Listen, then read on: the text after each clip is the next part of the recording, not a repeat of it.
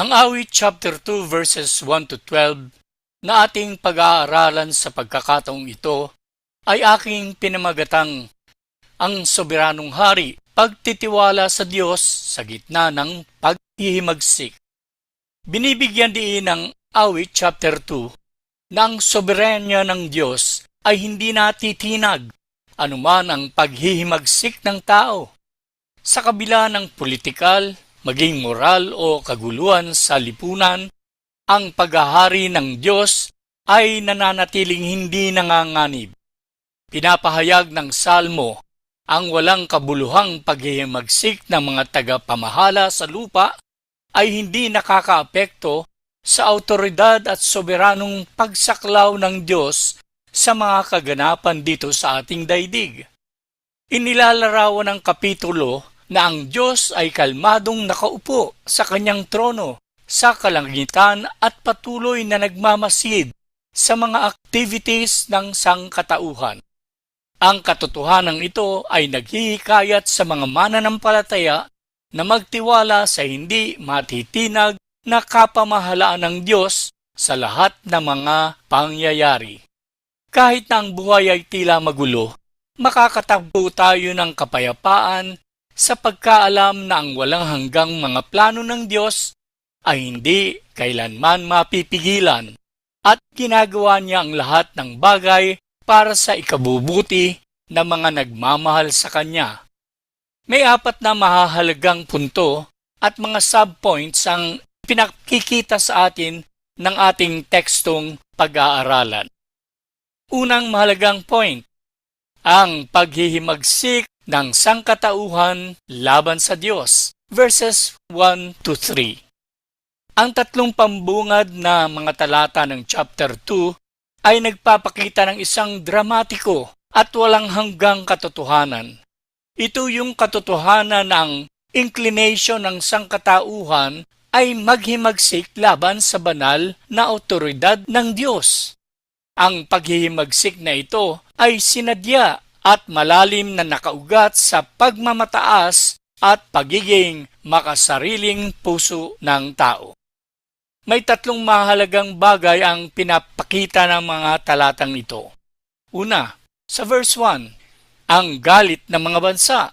Bakit nagbabalak maghimagsik ang mga bansa? Sa sabwatan nilang ito'y anong kanilang mapapala? Nagsisimula ang chapter 2 sa pamamagitan ng paglalarawan ng mga bansa at mga pinuno na nagsasabuatan laban sa Diyos, na sumasalamin sa isang sadyang paghihimagsik na dulot ng pagmamataas at pagtitiwala sa sarili. Madalas na nakikita ang mga pinuno sa ating daigdig ang kanilang sarili bilang mga pinakamataas na awtoridad. Isang pag-iisip na nakaugat sa parehong pagmamataas na humantong sa pagbagsak ni Satanas at paghihimagsik ng sangkatauhan sa Eden. Ang sama-samang pagsuway na ito ay nagtatampok sa laganap na kalikasan ng kasalanan. Yan ang ugat kung bakit ang mga bansa ay nagkakaisa sa paglaban sa pamamahala ng Diyos. Gayunpaman, ang gayong paghimagsik sa huli ay walang saysay dahil ang mga layunin ng Diyos ay hindi maaaring hadlangan. Sa mundo ngayon, ang mga pagbabago sa kultura, mga agenda sa politika at mga pagbabago sa lipunan ay kadalasang nagtatangkang tanggihan ang tinakdang pamantayan ng Diyos. Suriin ang iyong sariling puso at alamin kung may lihim na galit o pagtatampo ka sa Diyos dahil sa hindi niya pagkakaloob ng isang bagay na hiniling mo. Kung meron kang makita, ihingi mo ito ng kapatawaran sa Panginoon. Samantala naman sa verse 2, mababasa natin ang pagsuway ng mga pamunuan. Mga hari ng lupa'y nagkasundo at sama-samang lumalaban. Hinahamon si Yahweh at ang kanyang hinirang. Inihahayag ng verse 2 ang pagsuway ng mga makalupang pinuno na nagkakaisa laban sa Diyos at sa kanyang hinirang. Walang iba kundi ang ating Panginoong Hesus. Ito ay nagpapakita ng espiritual na pagkabulag at pagtanggi ng sangkatauhan sa otoridad ng Diyos, na sinasalamin ng pagsuway sa Babel at ang pagsasabwatan ng mga religious leaders ng Israel upang ipako si Kristo sa krus. Sa kabila ng kanilang pagsalangsang, ang kanilang lakas ay walang kapantay o kalaban-laban sa soberenya ng Diyos. Sa daigdig ngayon, ang mga pinuno sa iba't ibang larangan kadalasan lumalaban sa mga katotohanan ng Biblia. Ano pat nagtataguyod sila ng mga pagpapahalagang salungat sa salita ng Diyos. Tayo bilang mga mananampalataya ay tinawag na tumayong matatag, umayon sa kaharian ng Diyos. Huwag suportahan ang mga tiwaling lingkod. Pero tandaan natin na tayo ay pinag-uutusan na panalangin sila upang sila ay magkaroon ng pagbabago ng puso sa tulong ng Panginoon. Verse 3, ang deklarasyon ng paghihimagsik. Sinabi nila, ang paghahari nila sa atin ay dapat nang matapos. Dapat na tayong lumaya at kumawala sa gapos. Ang talatang ito ay nagpahayag ng mapaghimagsik na pagnanais ng sangkatauhan na tanggihan ng autoridad ng Diyos na nakikita ang kanyang mga utos bilang mahigpit sa halip na nagpapalaya at nakapagpoprotekta. Sinasalamin nito ang panlilinlang na naganap sa Eden, kung saan ang pagpapasakop sa Diyos ay tinalikuran na naging sanhi ng kanilang tunay na pagkaalipin sa kasalanan. Ang pagmamataas ang nagtutulak sa paghihimagsik na ito, na humahantong sa mga individual at lipunan na tanggihan ang pananagutan sa Diyos, tulad ng nakikita sa moral relativism at sekular na mga ideolohiya. Gayunpaman, ang tunay na kalayaan ay nagmumula sa pagsang-ayon ng tao sa disenyo ng Diyos. Ang mga mananampalataya ay tinawag na pag-aralan ang mga utos ng Diyos bilang gabay tungo sa pagbabago ng madilim na pag-iisip dulot ng kasalanan na magbubunga naman para lumambot ang ating mga pusong bato.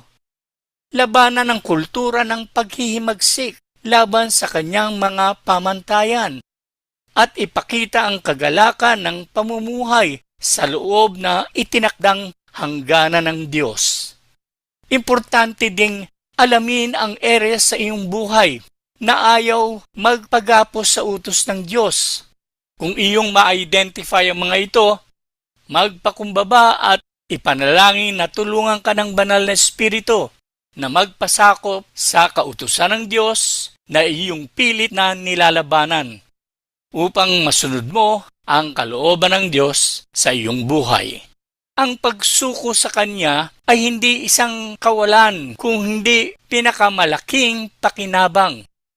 Ang ikalawang mahalagang point na pinapakita sa atin ng ating teksto, ang soberanong tugon ng Diyos, verses 4-6. May dalawang magandang tugon ng Diyos sa mga talatang ito. Una, sa verse 4, ang makalangit na tawa. Si Yahweh ay nakaupo sa langit, ay natatawa lamang. Lahat ng plano nila ay wala ng katuturan. Ang mga katagang si Yahweh na nakaupo sa langit ay binibigyan diin ang kapamahalaan ng Diyos sa lahat ng bagay at kaganapan. Siya ay kalmado lamang sa makalupang kaguluhan na nagaganap. Ang kanyang pagtawa sa paghihimagsik ng tao ay binibigyan diin ang kawalang kabuluhan nito at ang kahangalan ng pagsalungat sa kanyang kapangyarihan. Ang kasaysayan ng tao ay lumaganap ayon sa kanyang banal na kalooban at plano, at walang makalupang pamamaraan ang makapagbabago nito. Para sa mga mananampalataya, ang katotohanan ito ay nagbibigay ng kaaliwan. Bakit? Pagkat gaano man kagulo o suwail ang mundo sa kalooban ng Diyos, hindi matitinag ng mga makalupang kaharian ang soberanong plano ng Diyos para sa kanyang mga tao. Sa isang mundo na walang humpay ang kaguluhan, matutong magpahinga sa kapangyarihan ng Diyos. Nahayag na sa banal na kasulatan ng kanyang mga plano ay hindi natitinag. Iwasan ang pagkatakot sa makasanlimutang mga kapangyarihan dahil ang kanilang otoridad ay pansamantala at hindi makapapantay sa walang hanggang paghahari ng Diyos. Sa halip na magtiwala sa mga pinuno o sistema ng tao, iangkla ang inyong pag-asa sa Diyos. Sikapin laging maging kalmado at huwag magpadaig sa emosyon sa mga nakikitang kasamaan o iba't ibang uri ng korupsyon na nagaganap sa ating kapaligiran. Tandaan na ang Diyos pa rin ang may say sa lahat ng bagay. Kita niya mula sa kanyang trono sa kalangitan at darating ang panahon pag umapaw na ang bigas ng kanilang kasamaan sa takalan, kakayusin sila ng Panginoon. This brings us to the next subpoint, verses 5 and 6. Ang banal na hatol. Sa tindi ng kanyang galit, sila'y kanyang binalaan. Sa tindi ng puot, sila'y kanyang sinabihan. Doon sa Zion, sa bundok na banal, ang haring pinili ko'y aking itinalaga. Ang verse 5 ay babala ng darating na paghatol ng Diyos sa buong makasalanang sanglibutan. Dahil ang Diyos ay mahabagin, hindi niya agarang winasak ang pagrerebelde ng taong kanyang nilikha. Sa pansamantala, ginagamit ng Diyos ang mga kalamidad, digmaan, peste at iba't ibang uri ng sakit bilang patikim ng kanyang hatol sa paghihimagsik ng tao sa kapamahalaan ng Diyos. Ang pagkakaantala ng sukdulang hatol ng Diyos sa makasalanang tao ay isang pagpatotoo ng kanyang biyaya at awa.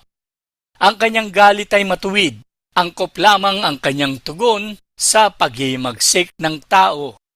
Hindi tulad ng galit ng tao na maaaring maging makasarili o mapaghiganti. Ang kanyang babala ay nakapagdadala ng ganap na takot at pagsisisi sa taong makasalanan. Samantala naman sa verse 6, ito ay isang prophetic verse. Ito ay naghahayag ng second coming of our Lord Jesus Christ. At sa kanyang pagbabalik muli, siya ay babalik bilang hari ng mga hari at Panginoon ng mga Panginoon. At ito ay magaganap sa Mount Zion. Ang kanyang parating na paghatol ay nagsisilbing babala at isang tawag sa pagsisisi. Marami sa ngayon ang nagkakamali sa pag-unawa ng ipinapakitang pasensya ng Diyos at sa kanyang pansamantalang pagpigil ng kanyang banal na paghatol. At ito ang dahilan ng patuloy na pangungutya ng mga makasalanan na walang Diyos na makapipigil sa anumang nais nilang gawin. Ngunit para sa mga mananampalataya, ang kaalaman na ang galit ng Diyos ay napawi dahil sa krus ng Kalbaryo. Ang katotohanan ito ay dapat magbigay ng hamon sa mga mananampalataya para sa isang banal na pamumuhay. Regular na magpasalamat sa Diyos para sa natanggap na kaligtasan at ipakita ang kanyang biyaya sa inyong pang-araw-araw na ginagawa. Ang ikatlong mahalagang point sa ating teksto, masusupungan natin ito sa verses 7 to 9. Ang koronasyon ng pinahirang hari. Tatlong mahalagang katotohanan din ang ipinapahayag ng mga talatang ito. Una, verse 7.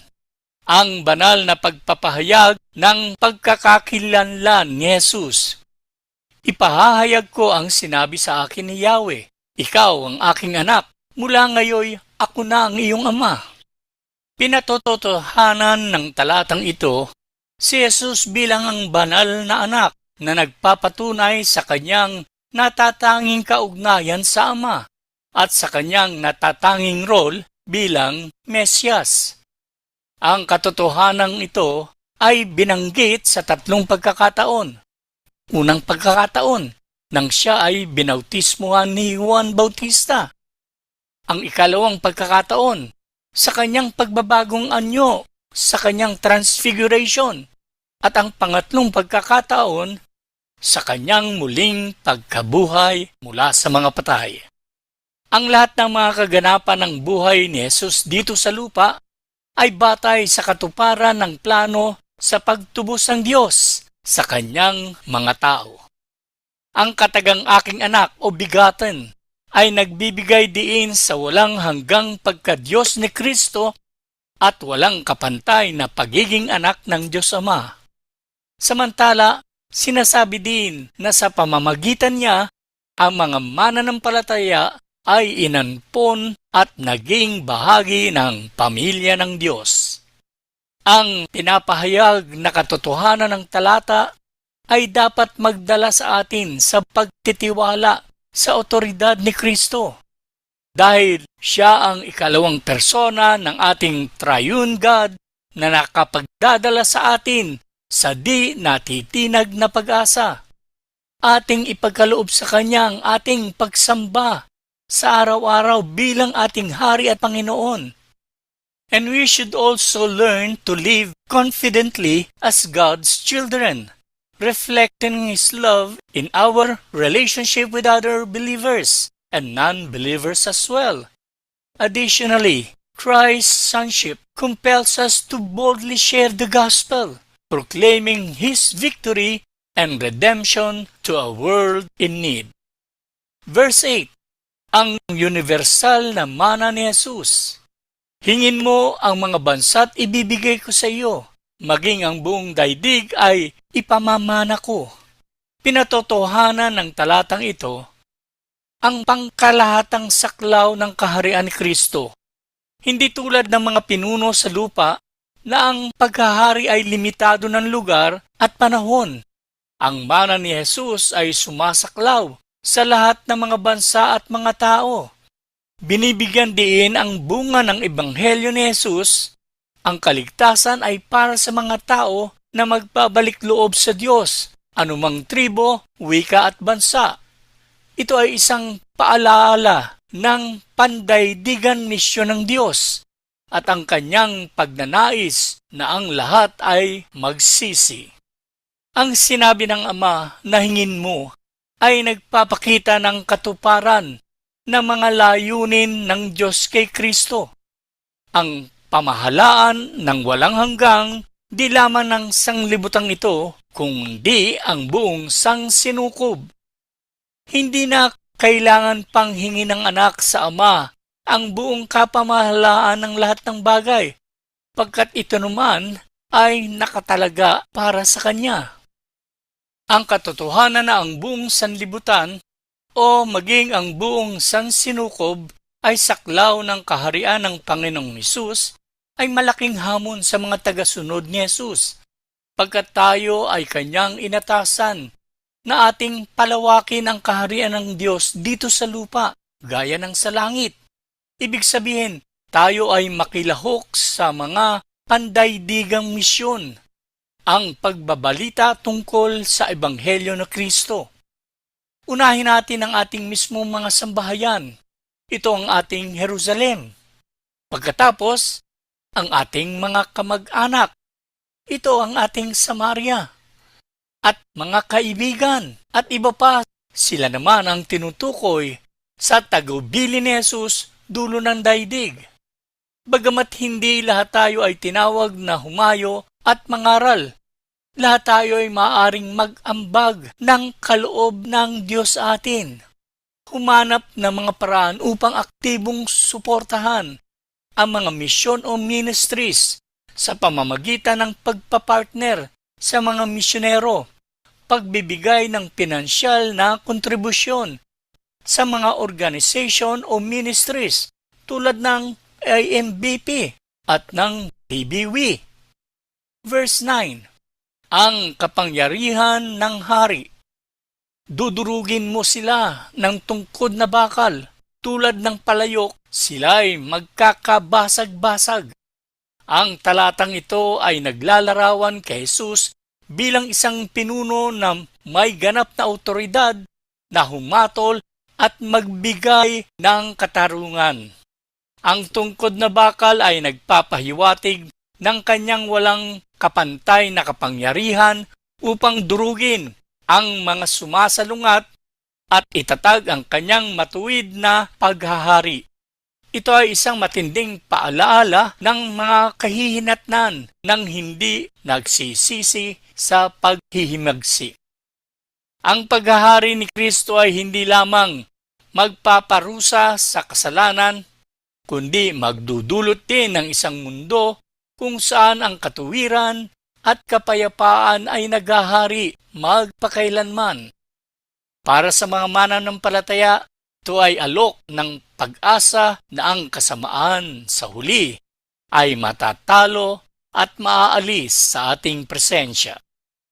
Ang imahe ni Kristo bilang isang makapangyarihang hari ay nangangailangang paggalang at pagpapakumbaba. Ang wastong pag-unawa sa kanyang awtoridad ay dapat magbigay ng inspirasyon sa pagsunod at pagkamangha. Suriin ang mga bahagi ng iyong buhay kung saan maaaring hindi ka lubusan nagpapasakop sa pamamahala ng Panginoong Hesukristo. Mangako na iayon ang bawat aspeto ng iyong buhay sa kanyang kalooban. Ang ikaapat na mahalagang point sa ating teksto, mga talatang 10 to 12. Ang panawagan na magkaroon ng karunungan, pusong pagpapasakop at nakaabang na pagpapala. Ang salmo ay nagtatapos sa isang pagsusumamo. Una, hanapin ang tunay na karunungan. Verse 10. Kaya't magpakatalino kayo, mga hari ng mundo. Ang babalang ito'y unawain ninyo. Ang salitang magpakatalino kayo ay nagbibigay diin na ang tawag ng Diyos na ang pangangailangang hanapin di lamang ang mga hari kundi ng lahat ng nilalang ang karunungan na nagmumula sa langit, di na inaantala pa. Isang magiliw na paanyaya na talikuran ang paghihimagsik at yakapin ang kanyang payo bago dumating ang paghatol. Hinahamon ng Diyos sa talata ang lahat, lalo na ang mga hari ng iba't ibang lupain na pag-isipan nilang mabuti kung paanong masumpungan ang tunay na karunungan. Ang tunay na karunungan ay hindi lamang intelektual na kaalaman sa maraming bagay, kundi papaano mamumuhay ng naaayon sa mga layunin ng Diyos. Para sa mga pinuno, nangangahulugang ito ng pamamahala sa paraan na nagpapakita ng makadiyos na katarungan at pagkakaroon ng kababaang loob na kinikilala na lahat ng otoridad sa huli ay sa Diyos. Ang karunungan ay hindi lamang nagsasangkot ng pangunawa sa salita ng Diyos, kundi pati na rin sa pagsasabuhay nito. Ang pagkilos ayon sa iyong nalalaman ay nagpapakita ng tunay ng paggalang sa Diyos. Ipagpatuloy ng may kasipagan ang pag-aaral ng salita ng Diyos upang magkaroon ng karunungan na nagmumula sa langit. Piliting sundin ang kanyang mga tagubilin na nagtitiwala na ang daan ng Diyos ay humahantong sa tunay na karunungan at kapayapaan. Verse 11. Ang tawag sa pagsamba at paglilingkod. Paglingkuran ninyo si Yahweh ng may takot at paggalang sa paanan ng kanyang anak. Ang mga mananampalataya dapat ay may dalawang tugon sa kabutihan ng Diyos: pagsamba at paglilingkod. Ang tunay na pagsamba at paglilingkod ay pagbibigay ng nararapat na parangal at pagluwalhati sa Diyos. Ang pagsamba ay hindi lamang emosyonal o intelektual. Ito ay tugon sa kadakilaan ng Diyos sa bawat aspeto ng ating pagkatao. Ang ibig sabihin naman ng mga katagang paglingkuran si Yahweh ay mamuhay sa pagsunod sa Diyos sa bawat bahagi ng ating buhay. Ang ating paglilingkod ay paraan ng pagsamba na ginagawa ng may pagpapakumbaba at pagnanais na parangalan ang Diyos. Ang pagsamba ay hindi limitado sa Sunday service lamang. Ito ay isang pamumuhay ng paglilingkod, pagsuko ng ating buong pagkatao sa Diyos. Ang bawat kilos ay maaaring maging handog sa Diyos kapag ginagawa ng may tamang puso. Bilang mga mananampalataya, mahalaga na tingnan ang inyong trabaho, relasyon sa kapwa, at pang-araw-araw na gawain bilang mga pagkakataon para sambahin at paglingkuran ng Diyos. Hayaang maging maliwanag ang kanyang presensya sa inyong pagsasalita, pagkilos at paglilingkod sa iba. Pahalagahan ang oportunidad na makapaglingkod sa kapwa na may kagalakan bilang bahagi ng ating pagsamba sa Diyos. And lastly, sa verse 12, ang tawag ng pagtitiwala sa Diyos. Yumukod kayo't magparangal, baka magalit siya at bigla kayong parusahan. Mapalad ang taong sa Diyos ang kanlungan. Ang mga katagang yumukod kayo't magparangal ay nagpapahayag ng pagpapasakop at pagbibigay ng karangalan katulad ng pagyuko sa harap ng isang hari sa sinaunang panahon. Ipinahihiwatig nito na ang tunay na pagtitiwala kay Kristo ay ang pagkilala sa kanyang lubos na awtoridad at pagyuko sa kanyang paghahari sa ating buhay. Ang taong sumilong sa kanlungan ni Kristo ay naglalarawan ng pagtitiwala ng lubos sa kanyang bigay na kaligtasan, kapayapaan at proteksyon. Sa mundong puno ng kaguluhan at kawalan ng katiyakan, nag-aalok si Jesus ng kanlungan para sa ating mga kaluluwa na nangangako na ang mga naghahanap sa Kanya ay makatatagpo ng kapahingahan at katiwasayan. Ang kanlungang ito ay hindi lamang para sa hinaharap ngunit para din sa ating kasalukuyang mga pagsubok. Ang bawat mananampalataya ay hinahamon na magpasakop sa paghahari ni Kristo sa kanilang buhay. Ang pagtitiwala kay Jesus ay higit pa sa paniniwala sa Kanya. Ito ay nangangahulugan ng pagsuko sa Kanyang awtoridad sa bawat area ng ating buhay. Ang Kanyang mabuting kalooban ay para sa ating ikabubuti. Kapag nahaharap sa mga paghihirap, bumaling muna kay Jesus. Hanapin siya sa panalangin at sa Kanyang salita. Magtiwala na siya ang inyong kanlungan sa panahon ng pagsubok at siya ay magbibigay ng kaaliwan at lakas. Sa ating pagtatapos, ang awit kapitulo 2 ay naglalarawan ng matinding kaibahan. Ang paghimagsik ay humahantong sa paghatol, habang ang pagpapasakop ay humahantong sa pagpapala. Aling landas ang pipiliin mo? Aayon ka ba sa plano ng Diyos at magpapasakop sa Kanyang Anointed King? Malinaw ang paanyaya ng Diyos. Sumailalim sa Kanyang paghahari at maranasan ang Kanyang kapayapaan. Ito muli ang inyong lingkod at tagapagturo, Brother Ed. God's blessing be upon us all.